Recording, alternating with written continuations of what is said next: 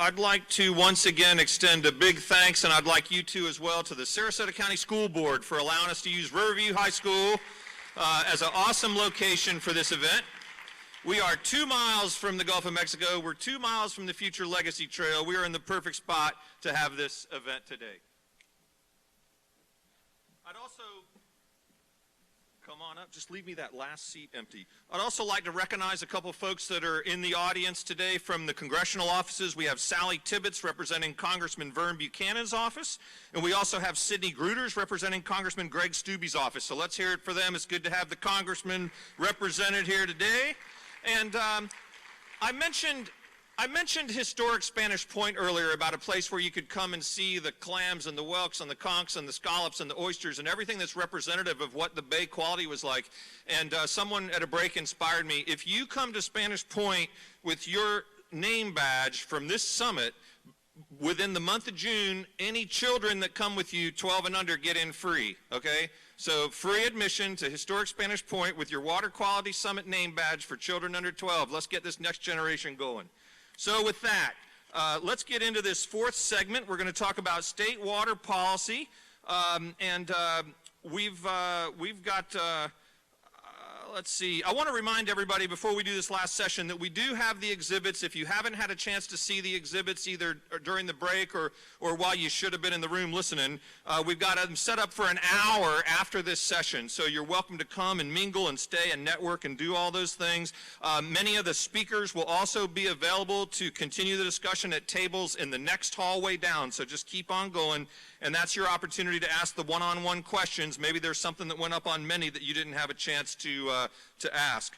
I'll be welcoming back Commissioner Charles Hines, Commission Chair, to serve as a moderator for this session. But first, I'd like to introduce our panelists, because we have Representative James Buchanan, who represents District 74 in the Florida House.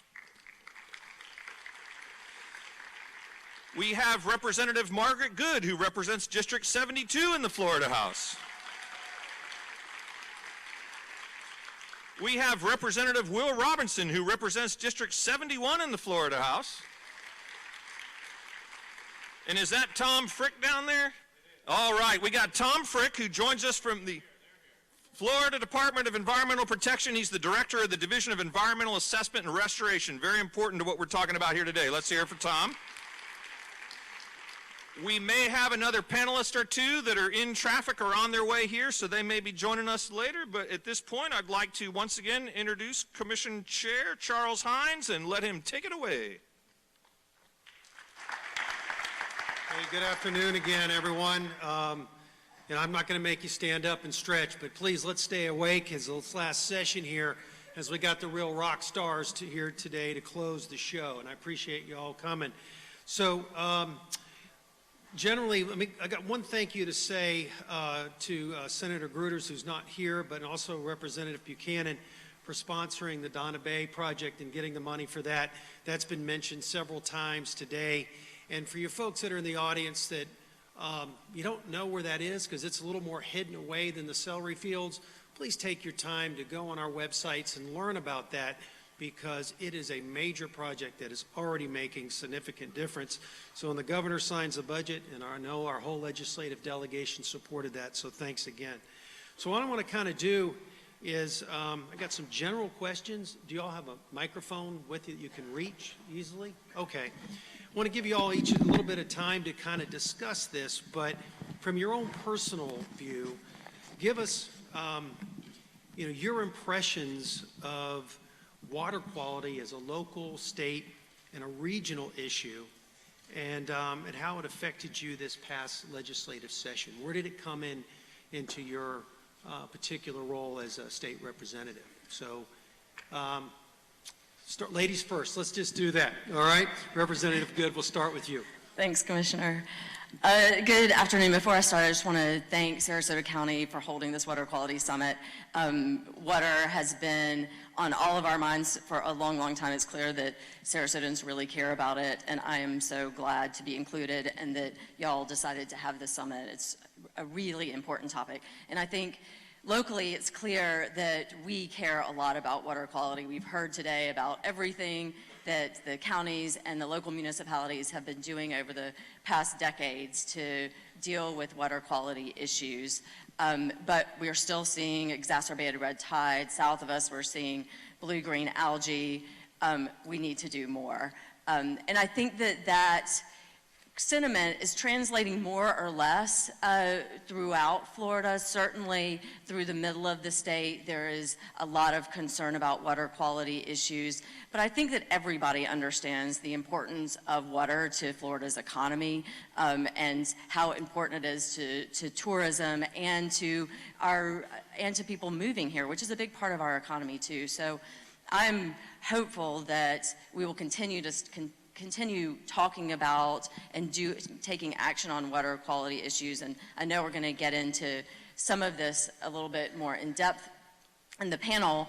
I was happy to see some money being spent on water quality issues, but really sorely disappointed that we did not do really anything with respect to policy issues that I think that need to be addressed in order to make sure that our state is moving forward with the water quality issues.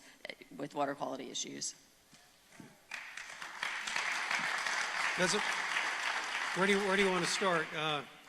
Representative Buchanan, then we'll come back and. Thank you, Commissioner. Is my mic on? Yep. You hear me? Yeah, so I think we've accomplished a great deal this session as it relates to water quality. I will say I think our delegation has been laser focused on this issue.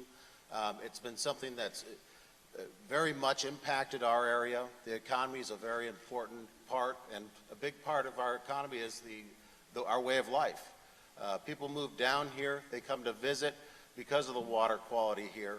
And I know not only myself, but I know Representative Good has filed a great water quality bill. Representative Robinson filed a bill, and Senator Gruters has filed a couple.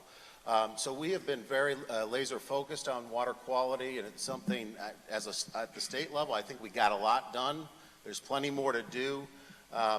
If you look at what we've accomplished at the state level, $687 million in Everglades restoration and water quality projects, $49 million of that in water quality projects, $4.2 million in red tide research mitigation. That was something that I co-sponsored, and additional $10.8 million in water quality enhancement. So I think we've accomplished a lot. There's still a lot to do, and that's why we're going up this next session to get back to work. Get your own? All right, great. Representative Robinson. Well, I echo the comments of Representative Good and Buchanan. Thank you for coming out to this water summit. It really shows us, not that we needed a summit for y'all to indicate this issue is so important, but it shows to me and shows to everyone in this county how important this issue is to all of us. I'm a Republican, Representative Good is a Democrat. Water doesn't care if it's in a Republican or a Democrat district. It's water. It is water. And I'm going to steal a line from a colleague of mine. We had a Crayola box full of problems. You talk about green-blue algae, you talk about red tide, you talk about even brown algae. It is a problem that has gripped both coasts. And to me, as a freshman, we're all new in the process, but this issue dominated the legislative session for a lot of us. And frankly, I agree with Representative Good that the funding, and Buchanan, the funding that we got was outstanding, but I would have liked to have seen a bit more done on the regulatory side. Because I tell you what, next year we're going to have a different issue, and that money is not always going to be here. And to have that a reasonable regulatory hammer to make sure that those that pollute our waterways are punished, to me, sounds more than reasonable for us to employ. And let me tell you a quick story. And it's a gentleman that I remember a lot. I represent District 71, which is mainly western Manatee County, coastal Manatee County, and also coastal Sarasota. So I cover all the way from Siesta Key up to Terracea, a lot of water. And I was out on a clam restoration project. I didn't know this, but you dump a clam in the water and it cleans 20 gallons of water a day. And so we're dumping clams out there, and a fisherman, a mullet fisherman, turned to me and he said, "Representative, thank you for what you're doing. I am a fisherman. I couldn't even fish. Now, we love to visit the beach and we love to visit the hotels, but I couldn't even feed my family." I had to pick up the dead fish for minimum wage just to feed my family. And frankly, when I pushed that button a lot in the legislature, I thought of that gentleman. And that's someone, and that type of issue is something that we always have to keep in mind. So thank you all for being involved in this process and frankly, holding our feet to the fire over the upcoming session. So thank you. Before I turn to the director, thanks for sharing that story. And I've said this publicly many times, and it seems like in the past it was businesses versus environmentalists. I think we all learned, we're all on the same page here now. And if this water quality issue fails, we all fail, and that was a good example of that. Director, your role is different than an elected official in regards on voting bills and budgets and so forth, but how maybe has things changed this past year in the DEP in regards to what happened this past summer? Yeah, excellent question. Thank you.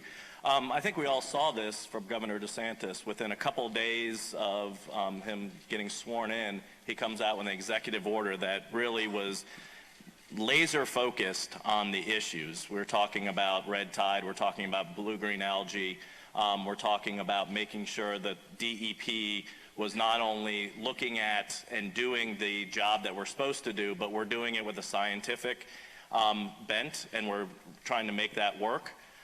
So he said we're going to have a chief science officer, and Dr. Tom Frazier from the University of Florida is now on board. And that chief science officer is going to convene a blue-green algal panel, right? A task force to really look at what are the sources and what are the causes of these blue-green algal problems that we have in not only South Florida, but also here on the southwestern coast. And it all the way went up into the panhandle with some of the red tide. He also said that we're going to take that red tide task force that's been on the books but hadn't been meeting, and they're going to start meeting again. So we really got a lot of direction and a lot of leadership from the governor right out of the gate with what he came forward with. He also put forward a really aggressive request on the legislature for dollars to go to water quality projects. And big tip of the hat and the hand needs to go to your representatives that they answered that call, and they answered that call big time this last year. So that's really, I'm very hopeful. I know what we need to do at DEP. We have dollars to be able to deal with some of the projects, but as was mentioned a couple times, I think there's some areas on the regulatory side that we need to look at. We've already started doing that on biosolids, which is definitely an issue on the southeast coast. But across the entire state, and we'll be doing more of that as we move forward. Great, thanks. And again, not to interject my personal views sometimes, but I mean, this is a great summit here, but Sarasota County or the city of Sarasota, the city of Venice, city of Northport, we can't do it on our own. We all need to be on the same page and have somebody quarterbacking this for our entire state to help us out. Before I move on to the future, let me maybe go back to the last session if you guys want. Not everyone in this audience understands how the Capitol works, how Tallahassee works, and maybe give us a war story or something that you had to fight through, that positive, negative, that came out of this last session that can kind of give us some insight on how projects were picked or funded. Maybe give me one of your favorite war stories if you have one.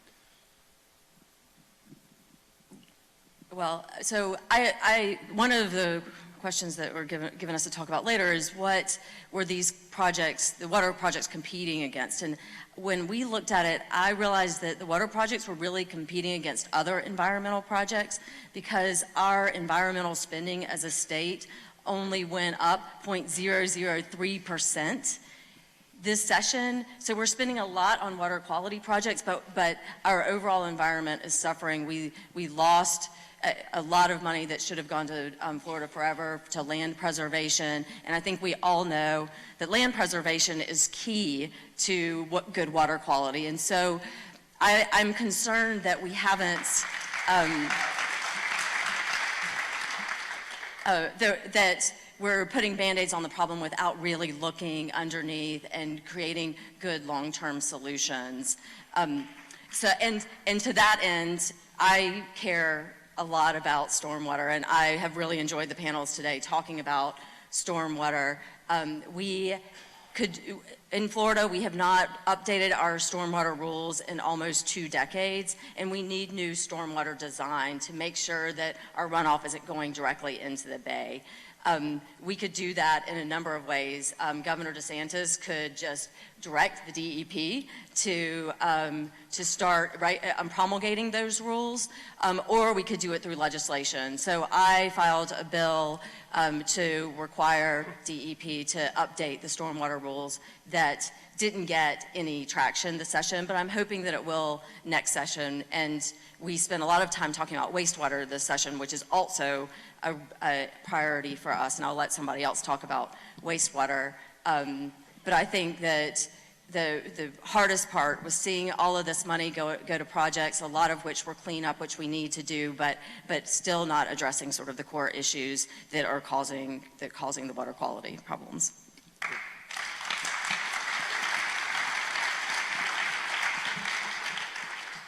Yeah, so I'll talk just briefly. You mentioned it in the opening, the Donna Bay project, the watershed project. That was one we had originally asked for a good amount more than what we received, in $1 million. It was something that, I had the opportunity actually to tour, and I was very grateful that I had that opportunity to do that with you, Charles, because that is a very innovative project. We're not only recharging our aquifer, but we're cleansing, we're attempting to cleanse 9 impaired bodies of water and limit the amount of nutrients that are flowing that are also contributing potentially to red tide over a longer duration. At the state level, this was one I fought very hard for. There was actually another one in Venice that the stormwater outfall project. We brought home $100,000 for that. That remained a very strong priority for me, and it was something you need to make sure that not only the chairman of the committee, but everyone else knows that that's a priority, and you've got to make sure you fight to get it on the budget. So those are two brief stories. Excellent. Before we go, I want to welcome Representative Newton here with us today, so glad you could make it. I'll direct the next 3 hot questions to you. No, I'm teasing. What we're covering when he just came in was kind of before we look to the future, next session, look back at this last session and maybe give us an idea, and I'll give you a minute to think about it because Representative Robinson's going to hit it, but what went well, what did we miss on? What was maybe some frustrations of things that we wanted that we didn't get? And then that'll potentially lead us into my next question, which deals with the next session. So Representative Robinson. Well, I was very pleased to be assigned by the Speaker the Ag and Natural Resources Subcommittee. And I served in that committee, and we did really some great work. I think 15 of our 17 bills dealt with water policy. And I know there was a question that I saw that was directed to one of my bills, which is the septic tank maintenance bill that I filed. And talk about bipartisanship, I frankly got the idea in a debate that Representative Good had earlier on a couple months ago, and I thought to myself, well, that doesn't make any sense. Why don't we have some sort of maintenance requirement for septic systems? So I filed that bill along with Senator Gruters on the Senate side, and I was just waited, and Mr. Chairman, or am I going to get a committee hearing just like Representative Good talked about, is trying to get the chairman to calendar your bill, and magically the last committee, once you get maybe midway through session, some committees stop meeting, and we were on the very last committee stop of Ag and Natural Resources, and my bill got calendared, and it got through that committee stop 15-0. I mean, it was unanimous, and so I thought that we're going to go to the next stop, and it unfortunately didn't make it to the next stop. But that's how bills, I mean, if there's something like 1,000 bills that are filed and only 197 or so are passed by both the House and the Senate. So not every bill that's filed, frankly, makes it all the way through. And sometimes bills like mine or like Representative Good's take time to get through the process. But I learned a lot. I learned a lot about, frankly, I'm one of 120. There's 119 other people that have great ideas. Frankly, this issue kind of became a rural versus urban topic. Those in the middle part of the state looked at me and said, well, why do I have to maintain my septic system? I'm in the middle part of the state. I'm not bothering you. It's not been broken in 20 years. Why don't you fancy people on the coast worry about your own issues? And then forget about dealing with the Senate on the other side. So I learned a lot on how to move a bill through the process, what pitfalls there are, what minefields you may not be able to see are out there, and hopefully that will only make me a better legislator as I move into my second session. Well, and thank you for that, because that's what folks in our audience need to hear. Sometimes how the process works, and maybe doesn't work, and you don't always get it the first time you ask, but you get people educated and we come up with some new ideas. So Representative Newton, any thoughts? Yes, I'm enjoying these freshmen. They showed up in Tallahassee all bright-eyed and bushy-tailed and thought, I'm going to save the world. I'm like, yeah, right. One committee at a time. But I guess if it was anything that was a disappointment was the fact that we didn't get enough money for the Florida Forever Fund. I think they got like 37 million when last session we did 100 million. But to that point, we did have a lot of problems. I mean, the years prior, my first session, we had this small thing called Hurricane Irma that blew through. And then shortly after that, it was a major emergency, and the speaker was saying no member projects because we got to take care of the people from Irma. And then shortly after that, we had the St. Valentine's Day massacre when a young man took and just killed 17 people at a high school. You know, so when we had to get money for that. And then you come back to this session, now you got Michael. So it's like every time it's something, you know, but we often find a way. The good thing was the governor he was asking for about 6.25 million. We were at Moat Marine. I think it was like 670 or 668, somewhere he ended up getting the funding for that. And to Will's point, it is imperative that we do something about the septic tank system, because I know in the area surrounding Lake Okeechobee, which is part of Florida, they're finding stevia and Viagra in that water. So unless the fish has got the hook up with a script that I don't know about, and they're having stevia with their coffee in the morning, that's coming from, that's a human byproduct, just to that end. So, and I know maintenance is probably better than the catastrophic failures, but I know it was a lot cheaper than building a waste treatment facility to have people just dig up a backyard and plume instant sewage in your backyard. So, and also people talked about, it was another bill, I think, I don't know if it was Representative Good or Webb that did the lateral, was trying to do a lateral bill, you know, but because they're saying they got leaky laterals from the house out to the main drain that's causing a lot of the problems with the storms. But in some of these municipalities, I know in mine, I represent Hillsborough, Manatee, Sarasota, Pinellas, they do storm water fees. And I think ours is up to $11. So before they came to the legislature, I said, why don't we just take the money you're taking from those people that live in those homes that are paying just that fee. Forget about sewage and water and garbage. I'm talking about storm water management, because that's the water that falls out of the sky and it's leaking through these laterals. It's what they're saying. Why don't we take that money? I think in St. Peter's generating about $11 million a year. Do some small loans, interest-free loans to the citizens to get those fixed instead of waiting on Tallahassee. So we do have some resources. But, you know, it's just the willingness. It's not really resources more times than not. It's the willingness to want to get it done. And people don't. But if you look at your utility bill, I don't know what county you preside in, but I know in Pinellas County and also in St. Pete, one of the 23 cities that are in Pinellas County, it's just one line item for $11, and it's costing, and they're generating about $11 or $12 million a year just off that alone. To me, that's bondable revenue you can use, do low interest loans, and get people to fix those laterals to help to that end. But like I say, it's the willingness there. It's easy to say Tallahassee, Tallahassee, Tallahassee, but we have got to be attuned to what's happening at home and the stake and the buying that they're doing. That money's coming from you. You're the ratepayer. That $11 a month comes out of your household, your paycheck. So I don't know why we won't do that. But that was, I think we do get more funding than we needed. And we also got continual funding. You might have heard this already for Moat Marine. Instead of being a one-time hit because of a one-time problem, it's going to be continual for over 6 years. I think it's $3 million a year for 6 years. So that's going to help because we got a continual effort to try to resolve the problem. So we're doing what we can. We just need to have some more buy-in from the locals also. You can't just put it all to Tallahassee because, like I just told you, Irma, Parkland, and then Michael. Yeah, thanks for that insight, because, I mean, that's important. We're a big state, and there's issues that affect us all the time, some that you know, no way you can predict, you know, back-to-back hurricanes like we had, and those need to be addressed as well. And so it's tough, and that you help us to understand locally that maybe some people in this audience haven't traveled to the Panhandle to see what happened up there and the devastation.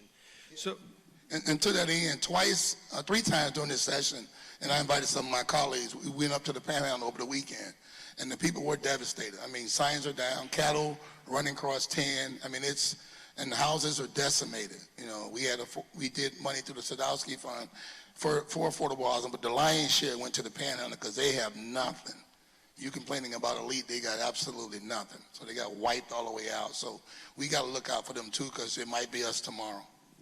well, you have a tough job. There's always issues and never enough money. So now we've talked about, you know, last year. We've got your all's ideas and thoughts. If each one of you can kind of talk about next year. Let's say we don't have a red tide this summer, hallelujah, but we can't lose the emphasis in regards to overall water quality. And I know the session starts early this year. Give us some ideas about next year. What are you going to do? What are your thoughts? How are we going to be accountable to the folks in this room and your district? Who wants to start on that one? I'll start, and I'll go back to my previous comments. Hopefully the speaker reassigns me to Ag and Natural Resources, which is a committee that I love to serve on. And I'd like to see a lot of those bills, whether it's, there were frankly 2 septic bills that made it through that committee. There was a biosolids bill that made it through that committee. There was a anti-fracking bill that made it through that committee. I hadn't read Representative Good's bill, but you know, that bill has a possibility as well. So I think there were a lot of good water quality bills that made it through that committee, and I would like to see a lot of those bills, frankly, make it to the House floor, where they have a great chance of success, given I frankly think the makeup of our caucus. Okay. Freshmen. Your committee assignments are for 2 years. Not always. Yes, it is. Well, you'll be. Yeah. This guy. Yeah, we should be on the same committees. It's a major headache just putting us on the ones they're putting us on. So unless you were a raw pain or you disrupted everything, you might be back, but I don't know, Will. I serve on higher ed approach. I'm the ranking member on business and profession, state affairs, which is the umbrella group that a lot of this stuff comes through. And last but not least, children, family, and seniors. So I'm not on any ag committees, but I do support the efforts of the no fracking and the water quality things that come through. And for most, and most importantly, fully funding Forever Florida so we can do more stuff in the preservation end too. So, I mean, I know we have incidents, but God forbid, with all these hurricanes they propose, that we won't have any problems, and we can do just that. Another thing with the Panhandle and to the emergencies, it wasn't just Florida, it was the fact that the people in the Panhandle wasn't getting reimbursed for, I mean, they were still waiting on payments from Irma before Michael, and they're usually a year behind. So it was terrible. I mean, Michael's money hadn't even shown up. They haven't even gotten paid for Irma's losses yet.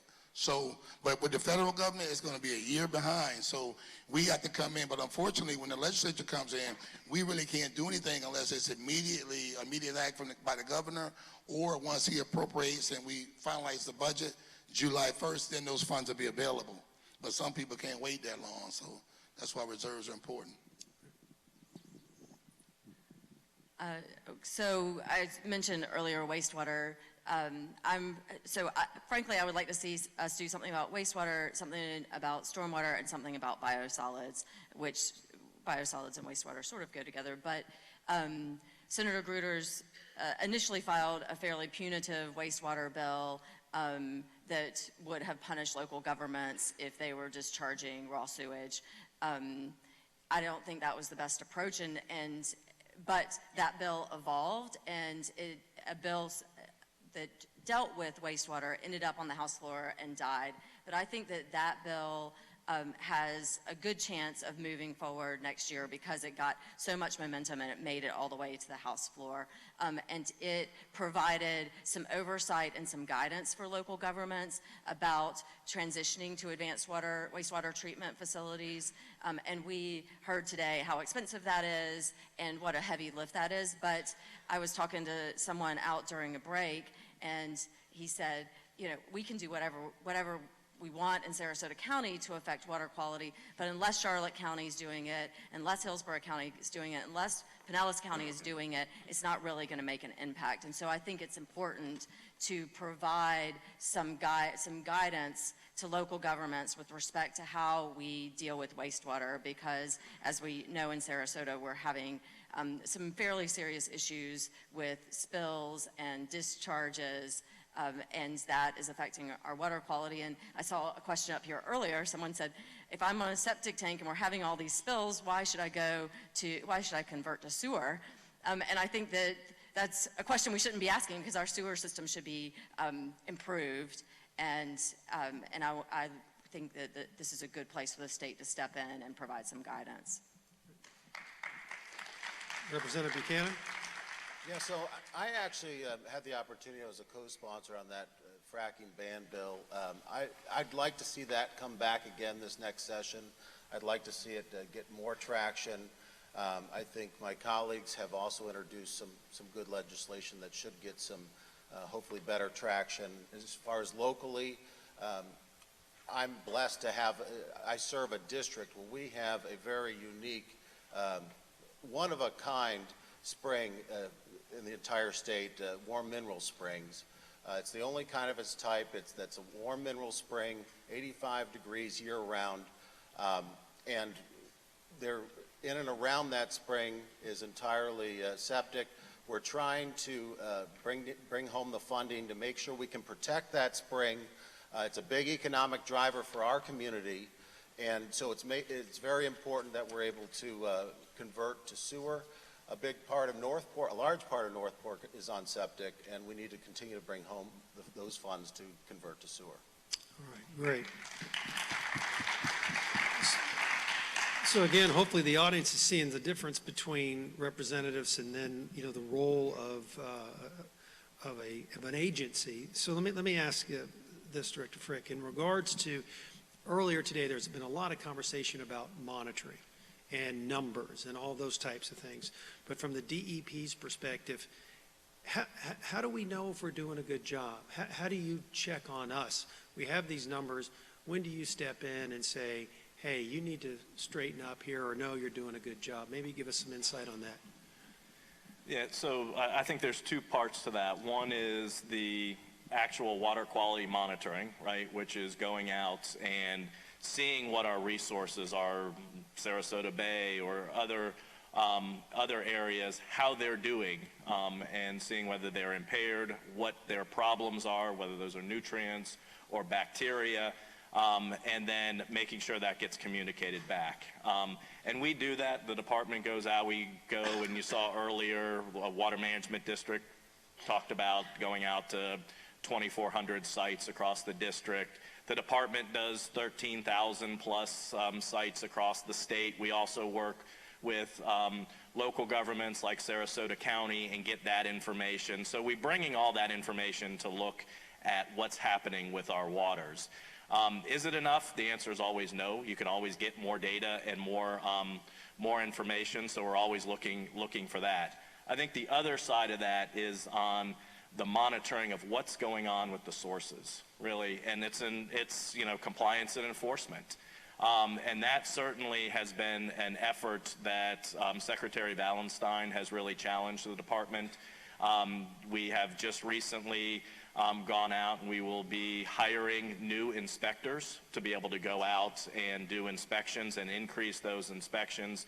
He's also challenged us on looking at individual sources, whether they're wastewater compliance, stormwater, any of those, that we are actually looking and executing the laws to their fullest extent, because it is cheapest to deal with the source. That's really what we've heard today a lot, is if you can If you can deal with the source before it becomes a problem, that's what we want. Because it gets very expensive when you get into the area of trying to restore those water bodies or bringing them back. And you know, it creates a lot of money, and there's a lot of competition for that money. So that's really what we're focused on, dealing with the sources, increased inspection out there, increased compliance. We also brought over 19 sworn officers from Fish and Wildlife that came over to the department, so we're integrating those as part of our environmental enforcement. So you're going to see that as a big push from the department now and through the years in the future. Great. Well, let me do this. I got the shot clock going here in front of us. Only about 8 minutes left, but let me try to get to some questions from the audience. And I think a lot of folks, obviously in Sarasota County, we've passed self-imposed tax to buy environmentally sensitive lands. That's something very, very proud of. And as a commissioner, I'm so happy to have that money there to consider it. Same thing is passed with the state of Florida. And one of the questions is, why isn't the legislature saying, don't make that assumption, that they're not, but following, in regards to purchasing more lands to protect and set aside to maybe deal with pollution and protecting environmentally sensitive lands? That's one of the questions from the audience. Are we doing enough? Are we not doing enough? What are your all's thoughts on that? Well, I can tell you, after last session, we had $100 million, I think we put in for Florida. One of the impediments of getting more money this session was that $100 million is still sitting there. So we got to get busy utilizing those funds too. We just can't stockpile it when we got other disasters all over the state. What you see up here represents 67 counties, 412 cities, and 22 million people. So we have to move resources around as we can. But that was one of the rationales behind why we did another $100 million to Fayetteville, Florida. So we have to find ways to do that. I know that it was some legislation that went through that would kind of prohibit that, but it's a fine line because you also have what they call property rights. So if you got people that own it, they have property rights also. We can't make them sell it to us to preserve it, but where possible, we should be making a concerted effort to expand that money so we can get more in and purchase more land. If you just want to stockpile cash, you know what happened to anything in Tallahassee that's got the word trust at the end of it. It gets raided. So. And I agree with Representative Newton. If we're not utilizing the money, we got to make sure we're utilizing it fairly. And if there's a great project, and frankly, this is personal to me. I don't know if many of y'all been to the Robinson Preserve in western Manatee County, but that park is a legacy of my family, and frankly, it was because of these funds that park became a reality. So I want to see this situation expand if there's viable reasons for it. And if the money's being stockpiled and not spent, it can be used better in other areas, and it should be put to better use. But certainly, if there are viable projects out there, whether they're conservation easements or other important protected areas, I'm all for it, whether it's 30 million or 100 million or even more. But we got to make sure it's a viable use of our taxpayer resources and money. So my understanding with the money that was in Florida Forever from last year's budget was that it was already committed, and so we were in the process of purchasing land. So I think that narrative is not exactly accurate. And if you look at when we passed the Land and Water Conservation Amendment back in 2014, overwhelmingly, Floridians voted to spend a third of our document stamp revenue on land preservation and those types of projects. If you ask sort of the experts on how much that should be for land preservation, that should be about $430 million. But instead of spending $430 million on land preservation, we put $30 million into it this year and $100 million last year. And I just don't think that's acceptable given that Floridians voted in favor of spending that entire third of our document stamp revenue on land preservation. And if you look at what's happened in the last 50 years with our wetlands. Almost 90% of our wetlands have been destroyed in the last 50 years. And we have preserved a lot of land in Florida, but if you look at the experts and they say how much of your land should be preserved, we're not there yet. We still need to preserve land, especially when you think about, 900 we're getting 900 new Floridians moving to Florida every day. We need to make sure that we are adequately addressing land preservation because, as y'all all know, and as I said earlier, that is vital to our water quality. And so I was really disappointed that we spent all this money on cleaning up the environment, which we need to do, but we did not heed the will of the voters and spend an adequate amount on land preservation. So I think this is something we can always be doing more. When you look at my district, it's Osprey, Venice, Northport, and part of Inglewood. We have more parks and public lands than anywhere else in the region. I think this is very important, not only in terms of doing the right thing environmentally, but when you look forward to the future, we want to make sure, talking about water quality today, it's very important we preserve and we continue this program. I think, to echo what Representative Newton said, we got to do what we can do, but we have a budget that we need to work within, and there's from time to time, other things come up, and unfortunately, we're not fortunately, we're not the federal government where we can just run away with spending. We need to adhere to and live within our means in this state, and we have been doing that, and I'm proud of that. Director Fick, what's DEP's role in potentially identifying properties and helping the state representatives and legislature to say, hey, this is a property or this is something we really, really need to go after? What are your thoughts on that? Yeah, and that's something we take very seriously. We are out there looking for properties, as was mentioned earlier.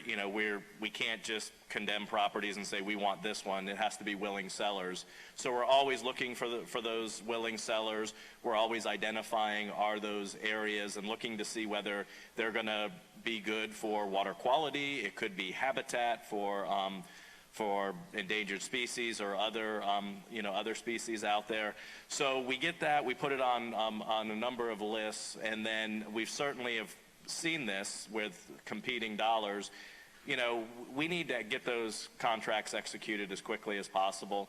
We are trying to do that. That is certainly something we're focused on because there are competing issues. There are hurricanes that come through, and then if we're not spending the money on this list that we have, then those dollars are going to go somewhere else. So we do have a role to play in that.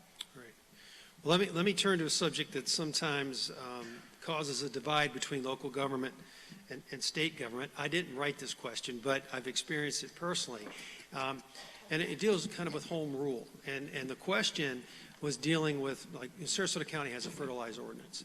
And other communities have some or don't and would like to have them, but the state's preempted those types of things. So if we reopen ours to say we're going to make it year-round, we would lose that. So we'd have a problem there. So, and then Representative Robinson, you gave the example of, statewide rules relating to septic tanks.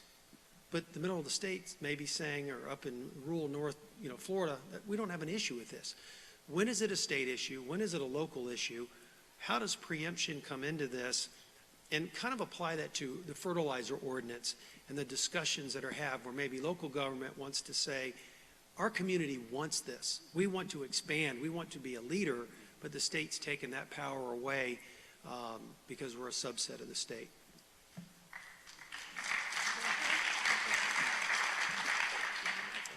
My personal philosophy, and frankly it's a conservative philosophy, is that the government closest to the people governs best. We are in Tallahassee, and we get some emails from time to time, but we don't hear about the potholes and all the other issues that certainly our city commissioners are. I'll send you those emails. Okay. I'll send them to me. But I got to tell you, and I have 7 municipalities in my district, and I tell my council people this every time: don't pass crazy ordinances. Because you pass crazy stuff, it's going to give the legislature a chance to say, someone out there is doing something wrong. And sometimes when a scalpel is needed, we take a machete and or bazooka and create a law. And I'll give you a perfect example: sunscreen. I believe they banned sunscreen or a certain level of sunscreen in Key West. So that became a bill. That preempting the ability for local jurisdictions to ban or to regulate sunscreen. So to me, I always give the discretion to my local communities, but when there's something unique going on there, or there's a municipality or a set of bad actors, and the state has to step in, I think that's an appropriate role of the state. With regard to fertilizer, I mean, there is a model ordinance. And certainly we have some jurisdictions in Manatee and in Sarasota County that have their ordinances in place before that model ordinance. But that was in place to make sure that jurisdictions pass something reasonable and it's scientifically based. And there were frankly some jurisdictions out there that were passing ordinances that said you can never use fertilizer. So the legislature felt a need to step in and regulate that. But for me personally, I don't want to have to go there unless, like I said, there's some bad actors out there and we got to step in. Thank you. To that end, everything we do preempts. So let me enlighten you. The state created the cities, and the federal government created us. But to that end also, right along with Robertson saying, I served 8 years on St. Pete City Council, and I always told my colleagues, because I got 4 city councils, 4 county commissions, 4 MPOs, 4 delegations, 4 number ones. I always tell them, do what you can to keep that home. If you want home rule, deal with it at home. If it's a terrible deal for both sides, then it's a good deal. But if you let it come to Tallahassee, you can forget it.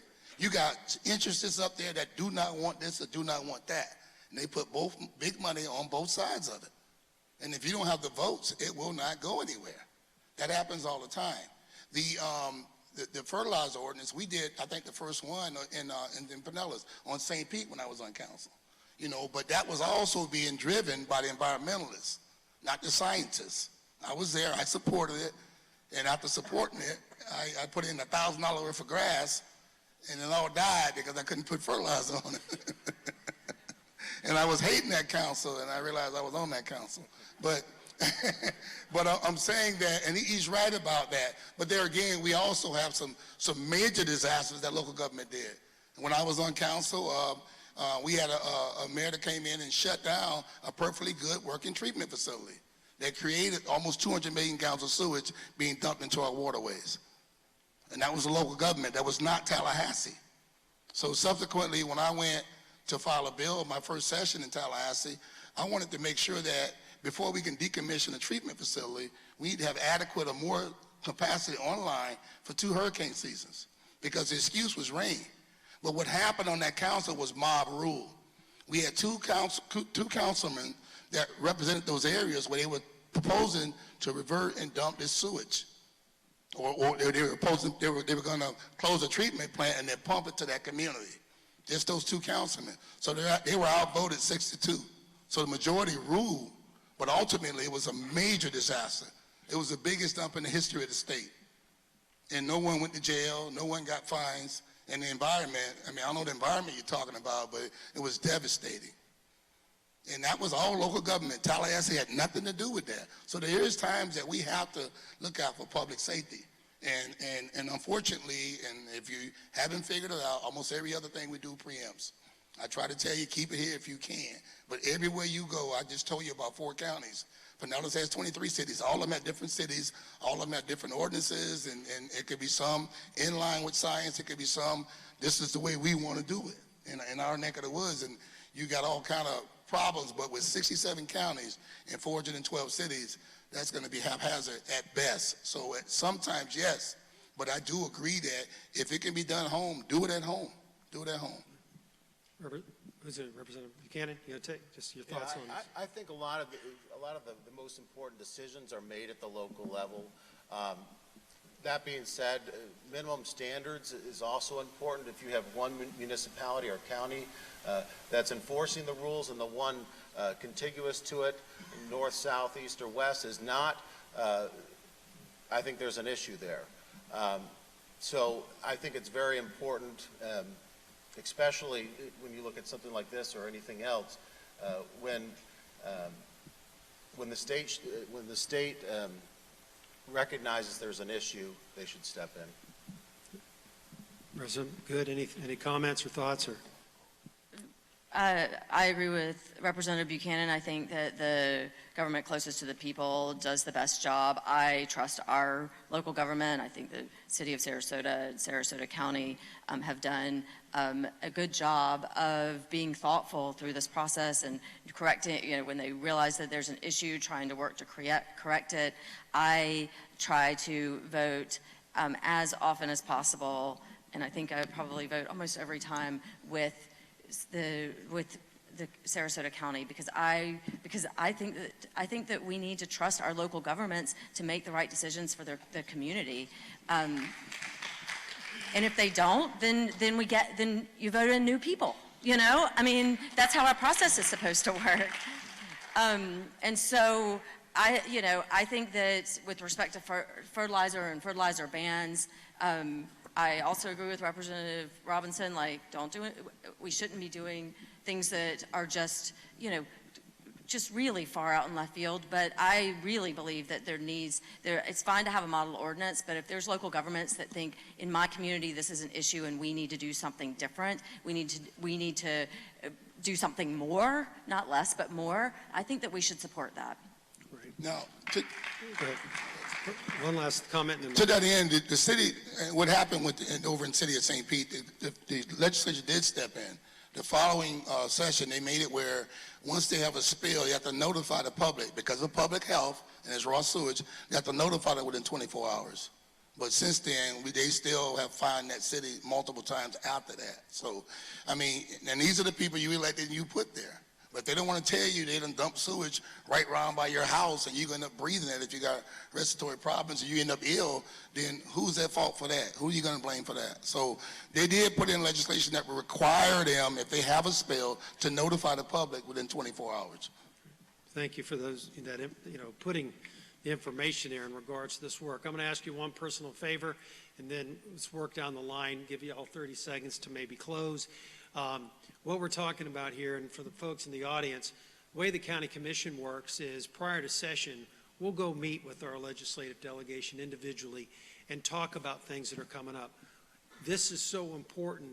If you all have ideas for bills and things that are, you're considering filing, talk to us, because, we're the ones that are going to have to mostly implement them and deal with them, and would love to be on the same page so that when it gets filed, you have full support of Sarasota County, the city's in there, so we can all go forward, that a bill just doesn't come out of the blue and say, ooh, how would that affect us? So I know we have a great relationship, so just ask you that as we get going on this.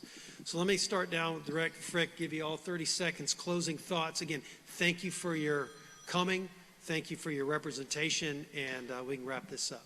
Yeah, thank you. I'd just like to thank Sarasota County, because this is the best thing that you can do, is to bring people together and talk about these issues with water quality.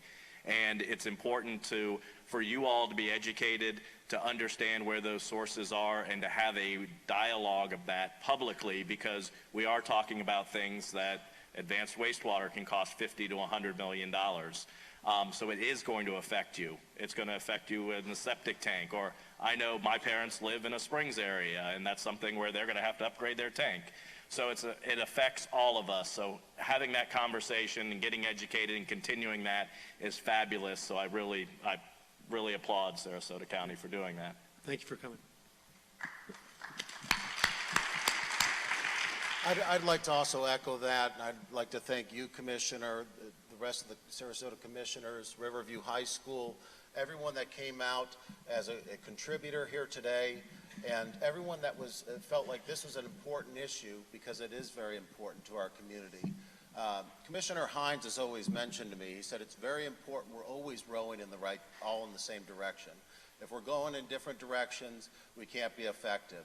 So an event like this today is important for us to all make sure that we're all working together, not only the elected officials, people at home, our local commissioners, and our local municipalities, to make sure we're all rowing in the right direction and doing what's best, not only for Sarasota County, but for the entire state of Florida. Thank you.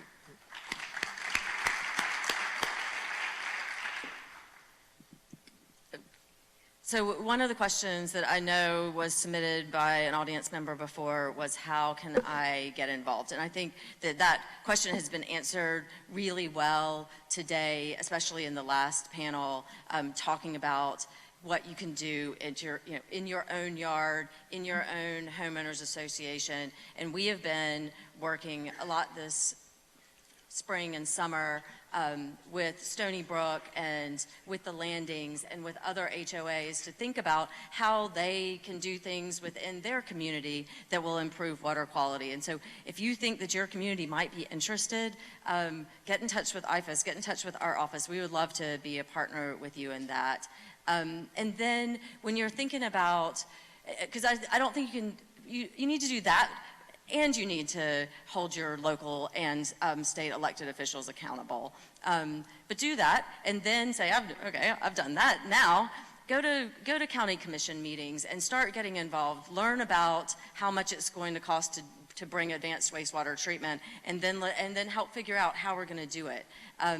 Come visit us in our district offices. I know a number of y'all have come with different organizations up to Tallahassee, and you think, I'm only there one day, does it really matter? I tell you that it matters. When somebody shows up in my office, I think, did I do what I told them I was going to do back home? If I haven't, I need to get it done. And so it's just, it reminds us when we have a lot on our plates about what is important to the people that we serve. So I encourage you all to get even more involved in the process, get to know your state representatives, and then hold us accountable, because that's what we're here for.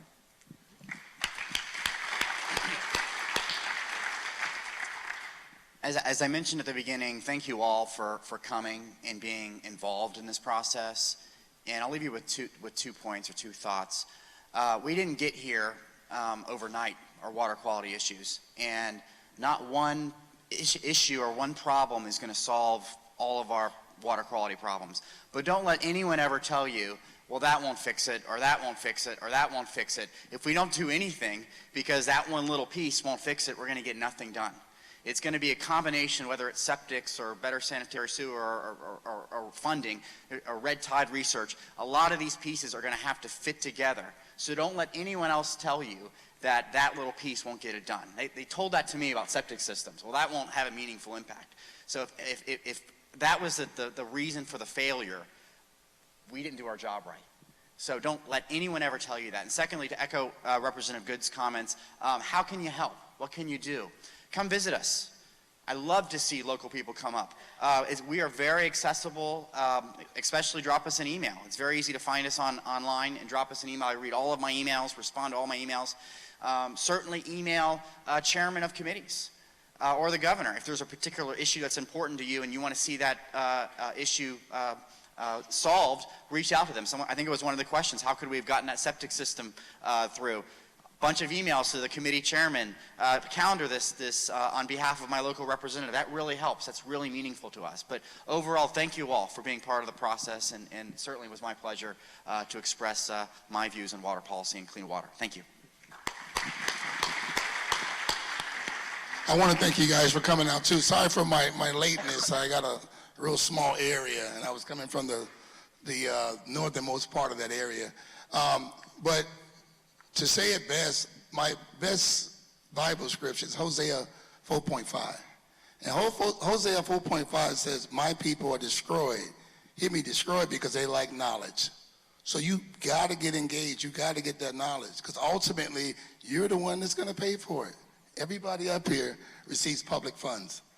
And in English, that means tax dollars that's reaching into your pocket to pay for it. So if you're not engaged, whatever happens is going to happen, and you're going to foot the bill.